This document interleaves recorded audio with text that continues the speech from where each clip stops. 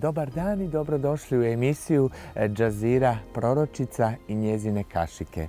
Kao što vidite s nama u studiju danas je i naš misteriozni gost s kojim ćemo nešto malo kasnije porazgovarati. Ako se ne varam, imamo nekoga na liniji. Halo, dobar dan. Dobar dan, Džazira, da pozdravim najveću proročicu i mog idola. Hvala. Dobar dan i vama. Predstavite se. Ili ne, dopustite da uspostavim viđenje. Alo? Imam vas. Radi se o osobi ženskog spola, ako se ne varam, je li tako? Jes.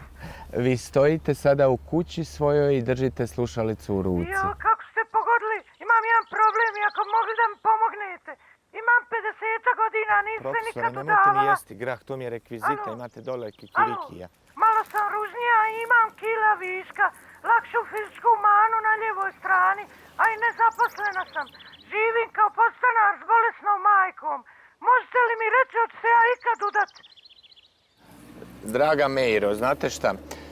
Nemojte postavljati tako glupa pitanja. Vama ni dragi Allah ne bi mogao pomoći. Najbolje vam je da se odmah ubijete. Ajmo reći, idemo s nekim pametnijim pitanjima. Profesore. Gospođo Džazira, Meho je. Meho, nemojte ništa govoriti. Evo, Meho, slutim zlo u familiji.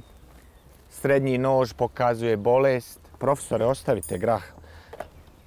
Pokazuje bolest.